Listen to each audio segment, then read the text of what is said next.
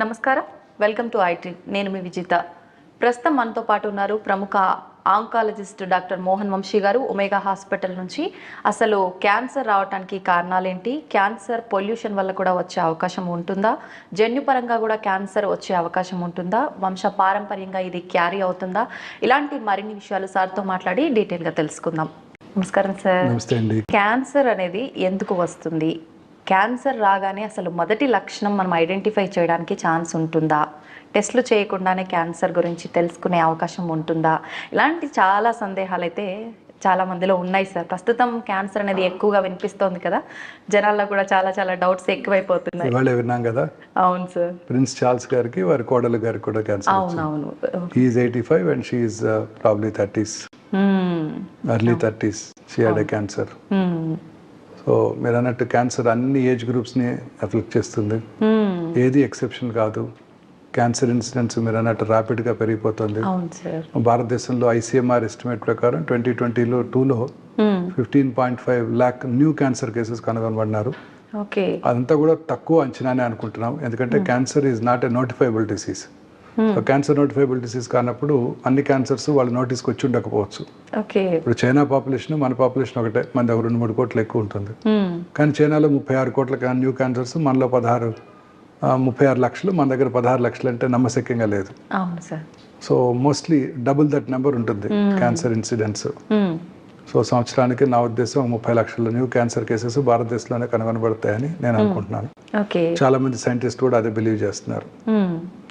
Cancer రావడానికి మీరు అన్నట్టు అనేక రకాల కారణాలు ఉన్నాయి. First most important environmental factors, lifestyle అనమాట, అండ్ ఎన్విరాన్మెంట్. రెండోది జెనెటిక్ ఫ్యాక్టర్స్. జెనెటిక్ ఫ్యాక్టర్స్ అంటే మనందరికి కూడా విన్నాం, Angelina Jolie, famous Hollywood movie artist.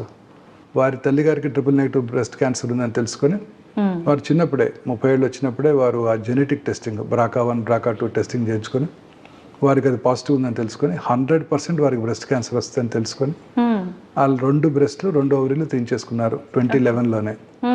So ఆ తర్వాత మనం చాలా రెగ్యులర్గా ఈ టెస్ట్ చేస్తున్నాం మన భారతదేశంలో కూడా. చాలా మంది మా పేషెంట్స్ అందరికీ, ovarian cancer patients, breast cancer పేషెంట్స్కి అవి ఐడెంటిఫై చేసినప్పుడు ముందుగానే రిస్క్ రిడక్షన్ సర్జరీ అంటాం. అంటే రిస్క్ తగ్గించడానికి చేసే సర్జరీ, రిస్క్ రిడక్షన్ సర్జరీ. చాలా అందరికి 2 బ్రెస్ట్లు 2 ఓవరీలు తీసేయడం జరుగుతూ ఉంటుంది. అలా తీసేయడం వల్ల అంటే ఛాన్స్ ఉండదా సార్ ఇంకా రావడానికి? తక్కువైపోతుంది, బాగా 99% తక్కువైపోతుంది. సో చాలా కామన్ గా మనం whenever they are positive we counsel them and do it off. చాలా సార్లు చూస్తున్నాం ఇది చాలా రెగ్యులర్ గా. సో మొన్న మధ్యనే Hamsa Nandini, famous movie artist, Telugu movie artist, వారికి కూడా బ్రెస్ట్ క్యాన్సర్ ఉందని తెలుసుకున్నారు. వారు కూడా టెస్ట్ చేయించుకొని BRCA1 పాజిటివ్ ఉందని తెలుసుకుని వారు కూడా అనౌన్స్ చేయడం జరిగింది. తను జెనెటిక్ రిస్క్ వలన బ్రెస్ట్ క్యాన్సర్ బారిన పడి వారు ట్రీట్మెంట్ కూడా తీసుకొని సక్సెస్ఫుల్గా సర్వైవ్ అవుతున్నారని వారు అనౌన్స్ చేయడం జరిగింది. సో ఇట్లా ఇది ఒక జన్యుపరమైన కారణం. ఇలానే colonic cancer, familial adenomatous polyposis coli అంటారు. చిన్నప్పుడే వాళ్ళకి 34 ఏళ్ళ వయసులోనే కోలన్ క్యాన్సర్స్ వచ్చేస్తాయి. ఎంటైర్ కోలన్ అంతా కూడా చిన్న చిన్న బుడిపలతో నిండి ఉంటుంది, ఏదో ఒకటి క్యాన్సర్గా మారుతుంది అనమాట. అలాగే మెడులరీ థైరాయిడ్ క్యాన్సర్ అంటారు. పిల్లల్లో అంటే ఫ్యామిలియల్గా చూస్తుంటాం, MEN1 MEN2 అంటారు. MEN2 మల్టిపుల్ ఎండోక్రైన్ నియోప్లేషియాలో 2లో ఈ మెడులరీ కార్సినోమా చూస్తుంటాం. థైరాయిడ్ క్యాన్సర్ ఇది కూడా వంశపారంపర్యంగా వస్తుంది.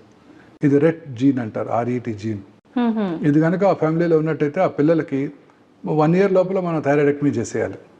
1 year లోపల పుట్టిన 1 year లోపల థైరాయిడెక్టమీ చేస్తే ఆ క్యాన్సర్ రాకుండా ఉంటుంది వాళ్ళకి. ఇంకా అసలు ఛాన్సే ఉండదు.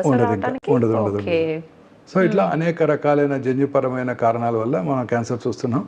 ఇప్పుడు సైంటిస్టులు కూడా బిలీవ్ చేసేది అదేనండి, క్యాన్సర్ జన్యుపరమైన మ్యూటేషన్ వల్లే వస్తుంది. జన్యుపరమైన మ్యూటేషన్ అంటే తల్లిదండ్రుల నుంచి వచ్చిందని కాదు.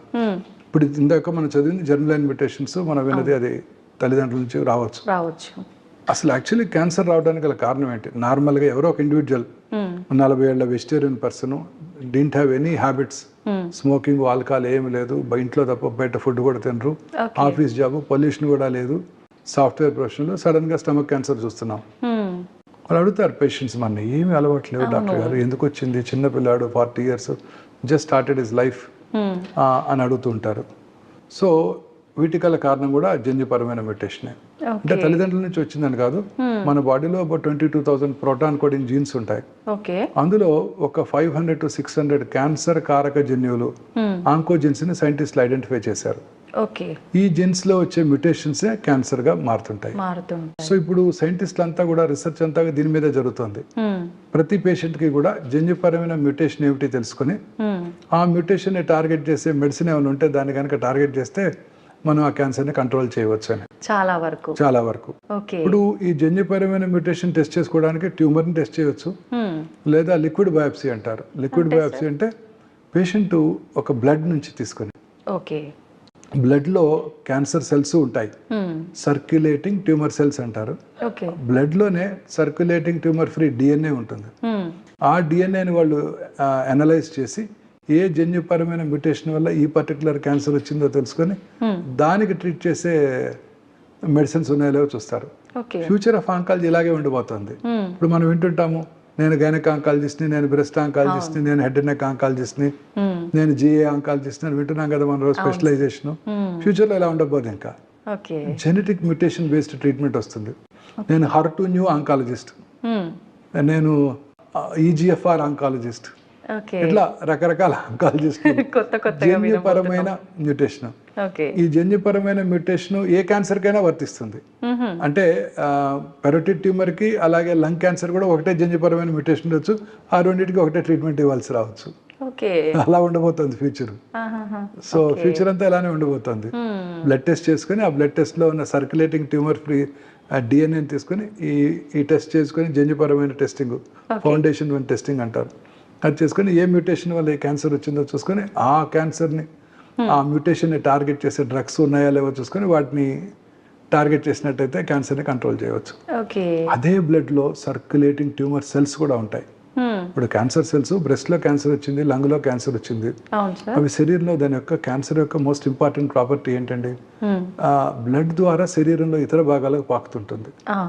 ఆ బ్లడ్లో ఉన్న బ్లడ్లో మనకి 1 million WBCs ఉంటాయి, 1 billion RBC ఉంటాయి 1 ml బ్లడ్లో. ఒక 5 నుంచి 10 సర్క్యులేటింగ్ ట్యూమర్ సెల్స్ ఉంటాయి.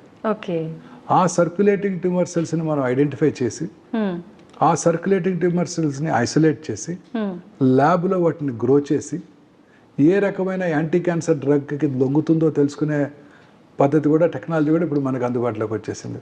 అంటే already process available.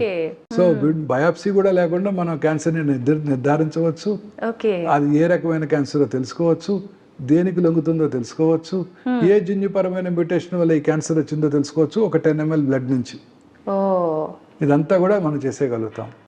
This is not the future, present status of oncology. So ఇది జన్యుపరమైన కారణాలు. ఇక రెండో కారణం ఎన్విరాన్మెంటల్ ఫ్యాక్టర్స్. ఇవి మోస్ట్ ఇంపార్టెంట్. ఫస్ట్ లో most important lifestyle. Environment అంటే పొల్యూషన్, మనం రోజు చూసుకునే పొల్యూషన్, మన చుట్టూ ఉండే పొల్యూషన్ అనేక, ఎస్పెషల్లీ అర్బన్ ఏరియాస్లో pollution, automobile pollution, industrial pollution ఎక్కువగా ఉంటుంది. అందుకే భారతదేశంలో కూడా అర్బన్ ఏరియాస్లోనే క్యాన్సర్ ఎక్కువగా చూస్తున్నాం మనం, రూరల్ ఏరియాస్తో కంపేర్ చేసినట్టయితే. అర్బనైజేషన్ పెరిగే కొద్దీ క్యాన్సర్ ఇన్సిడెన్స్ ర్యాపిడ్గా పెరిగిపోతుంది. అర్బనైజేషన్ పెరిగే కొద్దీ ర్యాపిడ్గా పెరిగిపోతుంది. ఇంకా దాని గురించి మనం తప్పించుకునే ఛాన్స్ అయితే లేదు కదా సార్? కేర్ తీసుకోవాలంటే ఏమైనా తీసుకునే ఛాన్స్ ఉందంటారా? ఎలా మేడం, రోజు మనం వాడేది మార్నింగ్ లెగిస్తే synthetic toothpaste, plastic brush, plastic tumbler, plastic bucket, plastic బాటిల్లో వాటర్ తాగుతాం, కార్లోకి వెళ్తాము, కార్లో అంతా ప్లాస్టిక్ ఎన్విరాన్మెంట్ అంతా కూడా మనం ఎలా అవాయిడ్ చేయగలుగుతాం? పొల్యూషన్. మీరు సిగరెట్ తాగక్కర్లేదు, మా ఒమేగా హాస్పిటల్ బయటకు నుంచోండి ఒక 5 నిమిషాలు, మీ కార్ కోసం వెయిట్ చేస్తూ 20 సిగరెట్లు తాగిన పొల్యూషన్ వచ్చేస్తుంది. అంత పొల్యూషన్ ఉంటుంది ఇప్పుడు. దేశం అంతా పొల్యూషనే. అనేక రకాలైన మెజర్స్ తీసుకున్నప్పటికీ మీరు ఢిల్లీలో చూస్తున్నారు కదా, రోజు పేపర్లో వింటున్నాం, most polluted city in the world Delhi. So మనకి హైదరాబాద్లో కొంచెం వరకు ఫార్చునేట్, వాళ్ళకి చాలా ఎక్కువ ఉంది పొల్యూషన్. సో ఇండస్ట్రియల్ పొల్యూషన్స్ అన్ని ఎక్కువైపోతున్నాయి, వీటి వల్లే క్యాన్సర్స్ అధికంగా వస్తున్నాయి అర్బన్ ఏరియాస్లో. అవే కాకుండా మన లైఫ్ స్టైల్, మనం తీసుకునే ఆహారం, ఈ సాచురేటెడ్ ఫ్యాటీ యాసిడ్ ఉండే ఈ పిజ్జాలు, బర్గర్లు, అన్ని రకాల రీయూజ్డ్ ఆయిల్స్, మిర్చి బండి దగ్గర ఉండే మిర్చీలు అవన్నీ రీయూజ్డ్ ఆయిలే కదా మేడం. పకోడీలు, టేస్టీగా పకోడీలు టెంప్టింగ్ గా టేస్టీగా కనిపిస్తాయి. వీటన్నిటింటే రీయూజ్ ఆయిల్సే కదా మేడం, ఇవన్నీ కూడా క్యాన్సర్ కారకాలే. Okay. High fatty diet, red meat ఇవన్నీ కూడా క్యాన్సర్ కారకాలేనండి. మైక్రో ఓవెన్లో చేసే ఫుడ్, హీట్ చేసే ఫుడ్, ఓకే. ప్లాస్టిక్ కంటైనర్స్లో ఉండే ఫుడ్ ఇవన్నీ కూడా క్యాన్సర్ కారకాలేనండి. వైట్ రైస్ తీసుకోవడం వల్ల కూడా క్యాన్సర్ వచ్చే అంటే ఛాన్స్ ఈ ఉందా సార్? వైట్ రైస్ అనేది ఊబకాయం. వైట్ రైస్లో విటమిన్స్ ఏ ఉండవు, అన్నీ కూడా ఇదైపోతాయి. తినడానికి టేస్టీగా ఉంటుంది తప్ప జస్ట్ రిఫైన్డ్ కార్బోహైడ్రేట్ మన బాడీలోకి వస్తుంది. ఓకే. కార్బోహైడ్రేట్, ఈ రిఫైన్డ్ కార్బోహైడ్రేట్ మనకి డేంజరస్ అండి. దీన్ని సింపుల్ కార్బోహైడ్రేట్స్ అంటారు, లైక్ వైట్ షుగర్ లాగా. ఇవి రెండు కూడాను మనకు ఉపకారం కలిగిస్తాయి, అనేక రకాలైన ఎలిమెంట్స్ వస్తాయి. ఇవన్నీ కూడా డేంజరసేనండి. Cardiac diseases, coronary artery disease, cerebrovascular accidents, ఇవన్నీ కూడా ఈ వైట్ షుగర్, వైట్ రైస్ వల్ల చాలా ఎక్కువగా ఉంటాయండి. అందుకే చక్కగా మన హ్యాండ్ పౌండ్ రైస్, పార్ బాయిల్డ్ రైస్ లేదా బ్రౌన్ రైస్ అంటాం, ఇవి చాలా సుపీరియర్ అన్నమాట. అలాగే సాల్ట్ ఎక్కువగా తీసుకున్నా కూడాను అనేక రకాలైన ఎలిమెంట్స్, క్యాన్సర్స్ కూడా రావచ్చు. అలాగే వైట్ మైదా తయారు చేసే క్రమంలో అనేక రకాలైన కెమికల్స్ వాడటం జరుగుతుంది దాన్ని వైట్ కలర్ చేయటం కోసం. సో అవన్నీ కూడా క్యాన్సర్ కారకాలు. అవన్నీ కూడా పొటాషియం బ్రోమైడ్ అనేక రకాలైన కెమికల్స్ వాడతారు, ఇవన్నీ కూడా క్యాన్సర్ కారకాలే. మా రోజు వాడే కలరింగ్ ఏజెంట్స్, మన చైనీస్ డిషెస్ లో వాడే అజినమోటో, అలాగే చిల్లీ 65, వాటెవర్ పన్నీర్ 65 అన్నీ కూడాను కలరింగ్ ఏజెంట్స్, అవన్నీ కూడా డేంజరసేనండి. నిన్ననే విన్నాము, కర్ణాటకలో గోబీ మంచూరి బ్యాన్ చేశారు, మంచూరియన్ ఐటమ్స్ బ్యాన్ చేశారు. కలరింగ్ ఫుడ్ ఏజెంట్స్ అన్ని కూడా డేంజరసేనండి. అదనమాట ఇవన్నీ కూడా టాక్సిక్ సబ్స్టెన్సెస్. చిన్నపిల్లలకి ఇప్పటి నుంచి అవి పెట్టామంటే వాళ్ళకి పెద్ద అయ్యేసరికి మనం వాళ్ళందరిలో ప్రాబ్లమ్స్ ఎక్కువ అవుతుంటాయి. తర్వాత అదే పీచు మిఠాలో ఉండే రోడమిన్ బి మొన్న తమిళనాడు, పాండిచ్చేరి గవర్నమెంట్స్ బ్యాన్ చేశాయి. కలరింగ్ ఏజెంట్స్, రెడ్ కలర్ వచ్చే ఏజెంట్స్ అన్ని కూడా, అవన్నీ కూడా చాలా డేంజరస్ సబ్స్టెన్సెస్. ఈ లైఫ్ స్టైల్లో ఫుడ్ అనేది మోస్ట్ ఇంపార్టెంట్ అండి. రెండోది దురలవాట్లు. ఈ ఆల్కహాల్ తాగే వాళ్ళు అనేక రకాలైన క్యాన్సర్స్ వస్తాయి. Chronic liver disease, liver cancers, oesophageal cancer, అన్నవాహిక క్యాన్సర్స్, కోలన్ క్యాన్సర్, పెద్ద పేగుల్లో cancer. And it is directly related. అంటే ఎక్కువ ఆల్కహాల్ తాగితే ఎక్కువ క్యాన్సర్ వచ్చే అవకాశాలు ఉంటాయి. అలాగే స్మోకర్స్, స్మోక్లెస్ టొబాకో, స్మోక్ చేసిన 6 సెకండ్స్లో స్మోక్లో, టొబాకోలో ఉండే 400 to 500 క్యాన్సర్ కారక పదార్థాలు, అంటే కార్సినోజెన్స్, అవి మన బ్లడ్లోకి వెళ్ళిపోయి ఆ బాడీలో ఇతర భాగాల్లో, అన్ని లంగ్సే కాదు, యూరినరీ బ్లాడరు, గర్భసంచి ముఖద్వారం దగ్గర కూడా క్యాన్సర్ కలిగించగలదు. అలాగే చాలా మంది స్మోక్లెస్ టొబాకో, గుట్కాలు, కైని, తంబాకు ఇవన్నీ అంటుంటారు. ఇవన్నీ నోట్లో తింటాను, నోట్లో నములుతాను, ఊసేస్తాను, నేను దాన్ని లోపలికి ఇంజెస్ట్ చేయను, అది నాకు క్యాన్సర్ కలిగించదని చాలా మంది ఫీల్ అవుతుంటారు. అది నోట్లోనే కాకుండా నోటి యొక్క మ్యూకోజా నుంచి అబ్జర్వ్ చేయబడి శరీరంలో ఇతర భాగాల్లో కూడా క్యాన్సర్ కలిగిస్తాయి. అంత డేంజరస్. చాలా మంది భ్రమలో ఉంటున్నారు. చాలా మంది స్మోకర్స్ అనుకుంటూ ఉంటారు, ఒక 20 years స్మోక్ చేసి ఆపేసి 40 ఏళ్ళు అయింది, ఇంకా నాకు రాదు క్యాన్సర్ అనుకుంటారు. లేదు, ఆ పాపం వెంటాడుతూనే ఉంటుంది. ఎప్పుడో ఆపేసినా వస్తూనే ఉంటుంది. చాలా మంది అంటారు, నేను 40 years స్మోక్ చేశానండి, నాకు ఏం ప్రాబ్లం లేదు, మొన్న 6 నెలల క్రితం ఆపేశాను, వెంటనే క్యాన్సర్ వచ్చింది అంటారు. వాళ్ళ వైఫ్ కూడా అడుగుతుంటారు, సార్ ఇలా ఆపడం వల్లే వచ్చిందండి అని అడుగుతారు. True, very true, absolutely wrong అండి. సో టొబాకో అన్ని రకాలుగా హాని చేస్తుంది. ఇప్పుడు గవర్నమెంట్ పబ్లిక్ ప్లేసెస్ లో టొబాకోని బ్యాన్ చేశారు. సో తాగాల్సింది ఇంట్లోనే. ఆఫీసులో తాగిన పక్కన వాళ్ళు ఎంప్లాయీస్ ఊరుకోరు కదా. సో ఇంట్లో తాగితే చిన్నపిల్లలు, వైఫ్ కి, పిల్లలకి ఎస్పెషల్లీ టెండర్ ఏజ్ లో వారు వదిలే స్మోకు, వారి లైటెడ్ ఎండ్ ఆఫ్ సిగరెట్ నుంచి వచ్చే ప్యాసివ్ స్మోకు పిల్లల మీద ఎఫెక్ట్ చూసి పిల్లల్లో కూడా క్యాన్సర్ కలిగిస్తుంది. అంటే ఈ పొల్యూషన్ అధికంగా ఉన్న పట్టణాలన్నీ కూడా, ఉదాహరణకి మన స్టేట్ లోనే రామగుండం చూడండి, super thermal power plant, where coal is burned, open cast mines, fertiliser plant, ఇండియాలో బిగ్గెస్ట్ ఫెర్టిలైజర్ ప్లాంట్ అక్కడే ఉంది. గ్రానైట్ డస్ట్, ఈ ఇండస్ట్రియల్ టౌన్స్ అన్నిట్లో కూడా క్యాన్సర్ ఇన్సిడెంట్స్ ఎక్కువగా ఉంటుందండి. ఈ థర్మల్ పవర్ ప్లాంట్ చుట్టూ ఉన్న 1 kilometer రేంజ్ లో ఉన్న వాళ్ళందరికీ క్యాన్సర్ వచ్చే అవకాశాలు చాలా ఎక్కువగా ఉంటాయండి. అయితే సార్ మనకు ఇప్పుడు సిటీలో ఇళ్లపైనే సెల్ ఫోన్ టవర్స్ ఇలాంటి definitely. వాటి వల్ల కూడా ఛాన్స్ సెల్ టవర్స్ వల్ల కూడా క్యాన్సర్ వస్తుందండి. 800 మీటర్స్ ఏరియాలో వస్తాయి, క్యాన్సర్స్ వచ్చే అవకాశాలు ఎక్కువగా ఉంటాయి. బట్ ఇప్పుడు గవర్నమెంట్ ఆఫ్ ఇండియా ఆ రెగ్యులేషన్స్ విధించింది. ఇంత ఏరియాలో ఉండకూడదు, దాని నుంచి ఒకటే టవర్ ఉండాలి. ఇప్పుడు అన్ని కంపెనీస్ ఒకటి చోట పెట్టేస్తున్నాయి. అవును, అలా పెట్టకుండా కొన్నే పెట్టేటట్టు దాని నుంచి వచ్చే డ్యామేజ్ కంట్రోల్ చేయడానికి కొన్ని చర్యలు తీసుకోవడం జరిగింది. ఓకే. సో అందువలన ఇప్పుడు అంటే there are some stringent laws to prevent it. ఇంతకు ముందు లా కాకుండా government of India has realised and వాళ్ళ స్ట్రింజెంట్ లాస్ పెట్టారు, ఇలా పెట్టకూడదు, అన్ని ఒక చోట పెట్టకూడదు. ఓకే. సో అలా రెసిడెన్షియల్ ఏరియాలో పెట్టకూడదు అని కొన్ని లాస్ ఎనాక్ట్ చేయడం జరిగింది. అందువల్ల తగ్గింది అనమాట. మనకు ఆ టవర్స్ వల్ల ఎక్కువగా ఎలాంటి క్యాన్సర్స్ వచ్చే అవకాశం ఉంటుంది సార్? అన్ని రకాల cancers. Okay. Cell phone usage వల్ల కూడా క్యాన్సర్ రావచ్చండి, మనకు తెలియదు ఇంకా. అందుకే పిల్లలకి డెఫినెట్ గా సెల్ ఫోన్ ఇవ్వకూడదు. చిన్నప్పటి నుంచే వాళ్ళు సెల్ ఫోన్ కి అలవాటు పడితే వాళ్ళకి ఆ సెల్ ఫోన్ నుంచి వచ్చే రేడియేషన్ కిరణాలు రేడియేషన్ ఎఫెక్ట్ చేయవచ్చు. అంటే కొత్త న్యూ సెల్ ఫోన్స్ నుంచి వచ్చే రేడియేషన్ డోస్ తక్కువగా ఉంటుందండి. బట్ ఓల్డెన్ డేస్ లో GSM 2 ఫోన్స్ లో రేడియేషన్ డోస్ చాలా ఎక్కువ.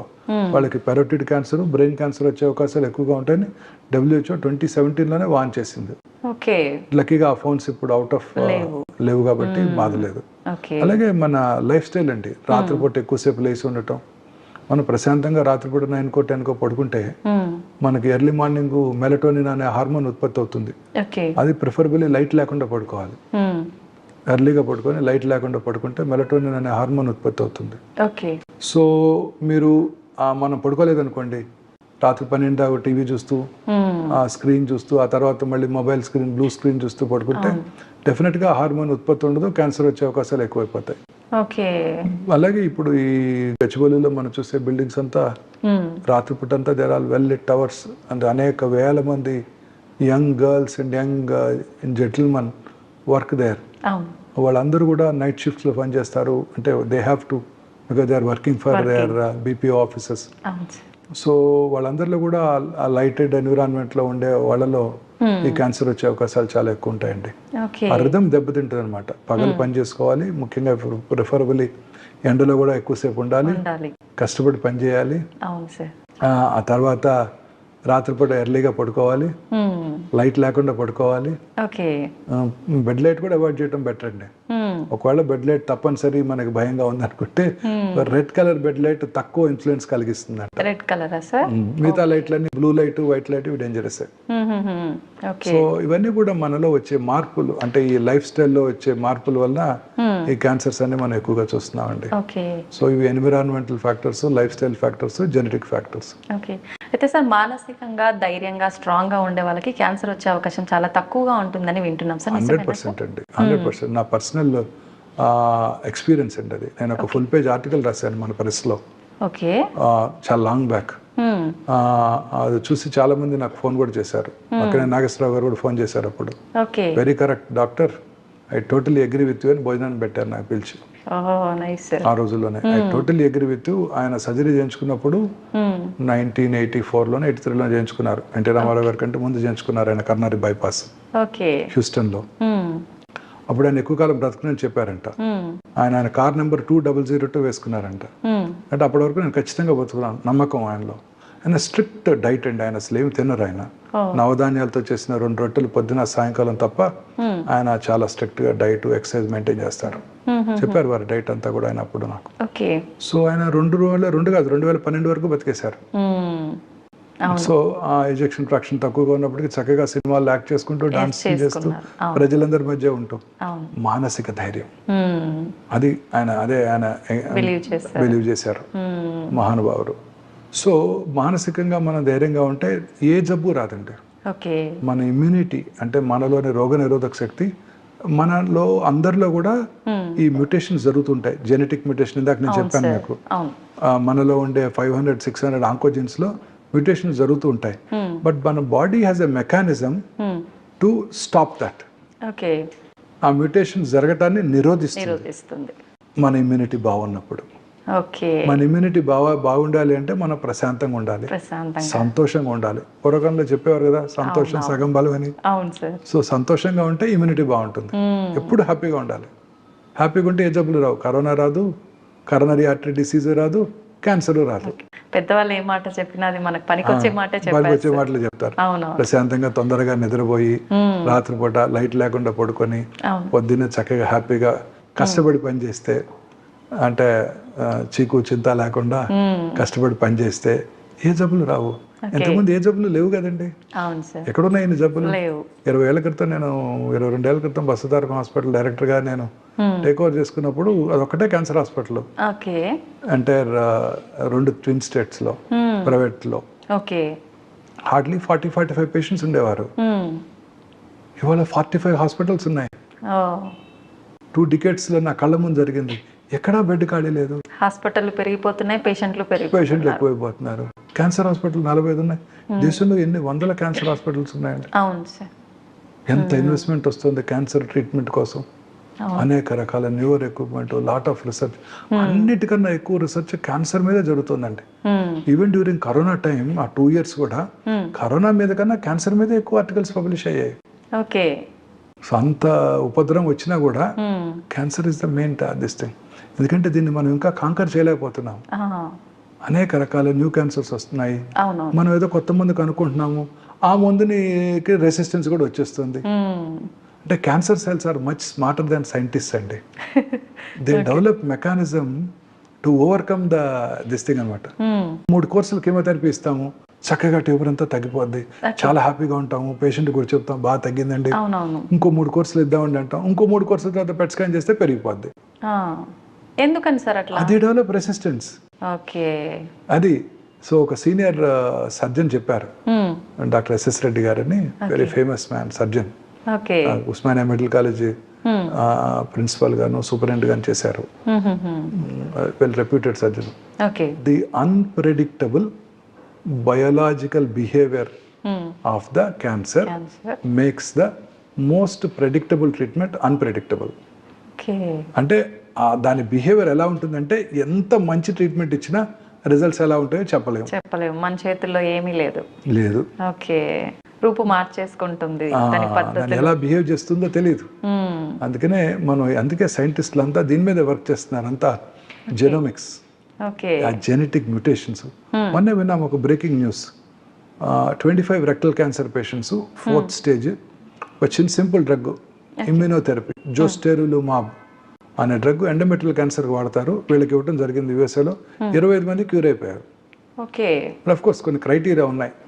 మైక్రోస్టాటిలైట్ ఇన్స్టెబిలిటీ అనేది హైగా ఉండాలి వాళ్ళతో. ఇమ్యూన్ థెరపీకి లొంగుతుంది. ఇమ్యూన్ థెరపీకి లొంగుతున్నట్టయితే మనం ఇమ్యూనోథెరపీ ఇస్తే మన ఓన్ ఇమ్యూనిటీ పెరిగి ఆ క్యాన్సర్ని టార్గెట్ చేస్తుంది. సో ఫ్యూచర్ ఆఫ్ ఆంకాలజీ ఇలానే ఉండబోతోంది. టార్గెటెడ్ థెరపీలు, ఇమ్యూనోథెరపీలు అంతా కూడా. Surgical oncologist will be out of work. మాకు పెద్దగా పని ఉండదు. ఇప్పుడు క్యాన్సర్ అంటే మనం ఫండ్ సర్జరీ చేస్తారా, సర్జరీ చేసే స్టేజ్లో ఉందా, రాడికల్ సర్జరీ చేస్తారా, చేసిన తర్వాత కీమోలు, రేడియేషన్ ఉంటాయా, ఇంకా ఫ్యూచర్లో ఇలా ఏమి ఉండబోదు. ఫ్యూచర్ అంతా రాగానే పేషెంట్ ఆఫీస్కి రాగానే బ్లడ్ తీసుకొని, డాక్టర్స్ ఆఫీస్లో బ్లడ్ తీసుకొని క్యాన్సర్ సెల్స్ని ఏ రకమైన క్యాన్సర్ ఉందో సర్క్యులేటింగ్ ట్యూమర్ సెల్స్ని ఐడెంటిఫై చేసి దాని ల్యాబ్ టెస్ట్కి పంపించి ఏ డ్రగ్కు లొంగుతుందో తెలుసుకుంటారు. ఇటు పక్కన cancer circulating tumour free DNA తీసుకొని మ్యూటేషన్ టెస్ట్ చేయించుకుంటారు. చేయించుకొని ఆ మ్యూటేషన్ టార్గెట్ చేసే మెడిసిన్స్ ఏమైనా ఉంటాయో చూసుకుంటారు. ఇలా ఫ్యూచర్ ఆఫ్ ఆంకాలజీ మారిపోబోతోందండి. Next 10 years to come I'm sure we will conquer this cancer. కొంచెం టెన్షన్ నుంచి బయటపడొచ్చు సార్ పేషెంట్స్ కూడా. కీమోథెరపీ, రేడియేషన్ అనేసి. కరోనా రాలేదా, ఎంత డిస్టర్బ్ చేసేసింది లైఫ్ ని. అవును సార్, చాలా. ఏ డిసీజ్ ఎవరు మన పిల్లలు నమ్మను కూడా నమ్మరు. ఓ కరోనా వచ్చినప్పుడు మనం కూడా స్పెయిన్ లో ప్లేగ్ వచ్చి 38 లక్షల మంది చచ్చిపోయారు అలా వింటూ ఉండేవాళ్ళం. అలాగే పిల్లలకి మన ముందు జనరేషన్ లో కరోనా వచ్చి లక్షల మంది చనిపోయారు, ప్రపంచం మీద కోట్ల మంది చనిపోయారు అనుకుంటూ ఉంటారు. అయితే సార్ మనం ఎటువంటి జబ్బులైనా సరే రాకుండా ఉండాలంటే మీరు చెప్పినట్టుగా టెన్షన్ లేకుండా మంచి లైఫ్ లీడ్ చేస్తూ మంచి ఫుడ్ తీసుకొని ఇమ్యూనిటీ పెంచుకుంటే బాగుంటుంది. దురలవాట్లకు దూరంగా గ్రీన్స్, ఫ్రెష్ ఫ్రూట్స్, దాని నిండా plenty of nutrients, plenty of antioxidants, cancer రాకుండా చేసే ఉంటాయి. Fresh vegetables, kiwi fruit, dragon fruit తినక్కర్లా, మన ఊళ్ళో దొరికే బొప్పాయికాయ, రేగికాయలు, న్యాచురల్ ఫ్రూట్స్ మన దగ్గర దొరికే, ఆకుకూరలు, పాలకూర, ఓకే. తర్వాత గ్రీన్స్ వెజిటబుల్స్ ఎక్కువగా తీసుకుంటూ ఈ రెడ్ మీట్కి దూరంగా ఉంటూ. యాక్చువల్గా నాన్ వెజ్ తినే వాళ్ళలో ఎక్కువగా వస్తుంది అని వింటున్నాను సార్, నిజమేనా సార్? తప్పకుండానండి, రెడ్ మీట్ తినే వాళ్ళ క్యాన్సర్ ఎక్కువ వస్తుంది. ఓకే. రెడ్ మీట్కి దూరంగా ఉంటూ రెగ్యులర్గా ఎక్సర్సైజ్ చేస్తూ దురలవాట్లకు దూరంగా ఉంటూ ఓకే. మానసిక ఆందోళనకు దూరంగా ఉంటూ ప్రశాంతంగా ఉంటూ లీన్ బాడీ మాస్ మెయింటైన్ చేస్తే, అంటే ఊబకాయం రాకుండా సన్నగా ఉంటే క్యాన్సర్ నుంచి కూడా దూరంగా ఉండొచ్చు. పర్సనాలిటీ కూడా క్యాన్సర్ కి. ఊబకాయం ఉన్న వాళ్ళు అనేక రకాల క్యాన్సర్స్ వస్తాయండి. స్త్రీలలో ఊబకాయం ఉన్న వాళ్ళు బ్రెస్ట్ క్యాన్సర్, స్మోక్ చేసే స్త్రీలలోను, ఆల్కహాల్ తాగే స్త్రీలలోను, రాత్రిపూట లైట్స్ కింద పనిచేసే స్త్రీలలోను, ఒబీసిటీ ఉన్న వాళ్ళలోను, వీళ్ళలో బ్రెస్ట్ క్యాన్సర్, ఎండోమెట్రియల్ క్యాన్సర్, అంటే uterine body cancers, colon cancers ఎక్కువగా వచ్చే అవకాశాలు ఉంటాయి. అవి మూడు కూడా దగ్గర బంధువులు, బ్రెస్ట్, ఓవరీ, యూట్రస్. ఒకటి వచ్చిన వాళ్ళకి బ్రెస్ట్ క్యాన్సర్ వచ్చిన వాళ్ళకి ఓవరీ యూట్రస్ వచ్చే అవకాశాలు ఎక్కువ, అలాగే ఓవేరియన్ క్యాన్సర్ వచ్చినా, ఎండోమెట్రియల్ క్యాన్సర్ వచ్చినా బ్రెస్ట్ క్యాన్సర్ వచ్చే అవకాశాలు ఎక్కువ. ఓకే. అయితే చిన్న పిల్లల్లో కూడా క్యాన్సర్ వచ్చే అవకాశం ఉంది అంటున్నారు. చాలా కామన్ గా చూస్తామండి చిన్న పిల్లల్లో. ఎందుకని సార్ చిన్న పిల్లల్లో కూడా ఎందుకు అనేది కారణం తెలియదు. జన్యుపరమైన మ్యూటేషన్, అది తల్లిదండ్రుల నుంచి వచ్చిందని కాదు. జన్యుపరమైన మ్యూటేషన్ అంటే తల్లిదండ్రుల నుంచి వచ్చిందని కాదు. We really don't know what is the cause. పిల్లల్లో బ్లడ్ క్యాన్సర్స్ ఎక్కువగా చూస్తుంటాం. Blood cancer. But good thing ఏంటంటే పిల్లల్లో వచ్చే బ్లడ్ క్యాన్సర్స్ క్యూర్ అయ్యే అవకాశాలు ఎక్కువ ఉంటాయి. కంప్లీట్ గా క్యూర్ అవుతాయా సార్? ఓకే. అందుకే చాలా మంది చాలా చోట్ల పీడియాట్రిక్ ఆంకాలజీ సెంటర్స్ అన్ని కూడాను చాలా యాక్టివ్గా ఉంటాయి. వాళ్ళకి మందులు కూడా డొనేట్ చేస్తుంటారు. ఎందుకంటే హ్యాపీగా చిన్నపిల్లాడి బ్రతికి 30 ఏళ్ళ తర్వాత గుర్తు పెట్టుకుంటాడు. అడియార్ క్యాన్సర్ ఇన్స్టిట్యూట్లో కూడా పీడియాట్రిక్ వింగ్ ఉండేది. సో అక్కడంతా కూడా పిల్లలు చాలా యాక్టివ్గా పిల్లల కోసం, అప్పుడు వాళ్ళు కూడా ఫ్రీ ట్రీట్మెంట్ పిల్లలందరికీ అక్కడ. అనేక రకాల సబ్సిడీలు ఇచ్చేవాళ్ళు. డాక్టర్ శాంత గారు, డాక్టర్ కృష్ణమూర్తి గారు, లైవ్లీగా ఉంటుంది. వాళ్ళు క్యూర్ అయిపోతాయి. అండ్ పిల్లలు ట్రీట్మెంట్ని కూడా బాగా విత్స్టాండ్ అవుతారండి. నేను కూడా చూస్తుంటాను, నా దగ్గర చాలా మంది పిల్లలు ట్రీట్ చేస్తుంటాం కదా, వాళ్ళు పాప ఎగ్జామ్స్ బాగా చదువుకుంటుంటారు. It's an inspiration to the doctor also. పొద్దున్నే లేచి నేను 6 గంటలకే రౌండ్స్కి వస్తాను, వాళ్ళు 5:30కే లేచి చదువుకుంటుంటారు. ఎగ్జామ్స్కి వాళ్ళు వచ్చి పాస్ అయ్యారని చెప్తారు. ఒక అమ్మాయి MBBS పాస్ అయ్యి నాకు వచ్చి కలిసింది. నేను ట్రీట్ చేశాను ఓవేరియన్ జర్మ్ సెల్ ట్యూమర్.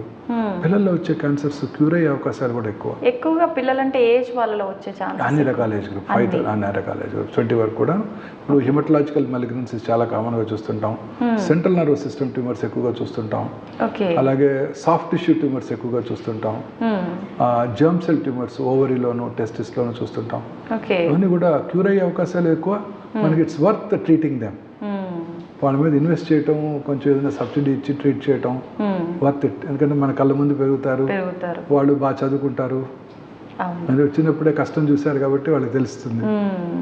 అయితే పెరిగే పిల్లలు కదా సార్, చాలా గ్రాటిఫైయింగ్ గా ఉంటుంది అనగానే ట్రీట్మెంట్ ప్రాసెస్ లో పెద్దవాళ్ళే తట్టుకోలేక పిల్లలు చాలా బాగా తట్టుకుంటారు. అసలు ఏం సైడ్ ఎఫెక్ట్స్ ఉండవు వాళ్ళకి, అసలు ఏమి ఉండవు వాళ్ళకి. పిల్లలకున్న ఇమ్యూనిటీ మనకు ఉండదు కదా, వాళ్ళకున్న పవరు ఉండదు వాళ్ళకి. సో వాళ్ళు చాలా బాగా తట్టుకుంటారు. కీమోథెరపీ అద్భుతంగా విత్స్టాండ్ అవుతారు. చాలా లైవ్లీగా. అసలు వాళ్ళు ఎక్కడ కూడా అది కనపడదు. ఆ ఇంజెక్షన్ ఇప్పుడంతా కీమో పోర్ట్ వచ్చింది కాబట్టి పెయిన్లెస్గా ఇవ్వగలుగుతున్నాము. చాలా అద్భుతంగా రియాక్ట్ అవుతారు, రెస్పాండ్ అవుతారు, తట్టుకుంటారు. పెద్దలే బాధపడుతుంటారు పిల్లలకు వచ్చిందని, బట్ వాళ్ళకి తెలియదు కదా చిన్న వయసులో. ఆ క్యాన్సర్ అనగానే ఇంకా అంటే డెత్ అన్న ఒక థాట్ లోనే ఉండిపోతారు సార్ చాలా పెద్దవాళ్ళు. చిన్నవాళ్ళకి తెలియదు కదా, సో వాళ్ళు మానసికంగా ధైర్యంగా ఉంటారు, క్యాన్సర్ కూడా జయిస్తారు. అది కూడా ఇంపార్టెంట్. ఇది క్యాన్సర్ వచ్చిందని కూడా ఆ పిల్లాడికి తెలియదు. ఇది డెడ్లీ డిసీజ్, తల్లిదండ్రులు ఇంత ఖర్చు పెడుతున్నారని కూడా వాళ్ళకి తెలియదు. వాళ్ళు హ్యాపీగానే ఉంటారు. వాళ్ళకి ఏం తెలుసు, ఏదో హాస్పిటల్కి వస్తారు, ట్రీట్ చేసుకుంటారు, వెళ్ళిపోతారు. చాలా బాగా రెస్పాండ్ అవుతారండి. అన్యూజువల్గా ఉంటుంది. మీరు వాళ్ళని చూస్తే మీరే ఆశ్చర్యపోతారు. చాలా బాగా కీమోథెరపీ తట్టుకుంటారు. మోస్ట్లీ కీమో సెన్సిటివ్ ట్యూమర్సే ఉంటాయి. అద్భుతంగా రెస్పాండ్ అవుతారు, పెరుగుతూ ఉంటారు, బాగా చదువుకుంటారు, హెల్తీగా యాక్టివ్ అయిపోతారు వాళ్ళు. అసలు ఇట్స్ ఒక డిఫరెంట్ ఎక్స్పీరియన్స్ అండి. చాలా బాగుంటుంది వాళ్ళతో. క్యూర్ అయిపోతాయి వాళ్ళు. పెద్దవాళ్ళు అయినాక మనకు గ్రాటిఫైయింగ్గా ఉంటుంది వాళ్ళని చూస్తే. 15-20 ఏళ్ళ తర్వాత వాళ్ళని చూస్తే మనకి చాలా సాటిస్ఫైయింగ్గా ఉంటుంది. అమ్మయ్య, ఒక పిల్లాడిని క్యూర్ చేశారు, నా ముందున్నాడు. సో డాక్టర్ కూడా ఇలాంటి ఇంపార్టెంట్ అంటే మాకు కూడా కొంచెం ఎంకరేజింగ్ ఉంటుంది. బూస్టింగ్ 15 ఏళ్ళ క్రితం 30 ఏళ్ళ క్రితం నేను చేసిన బ్రెస్ట్ క్యాన్సర్ పేషెంట్ తిరిగి వచ్చి 30 ఏళ్ళ తర్వాత చాలా మంది వచ్చారు.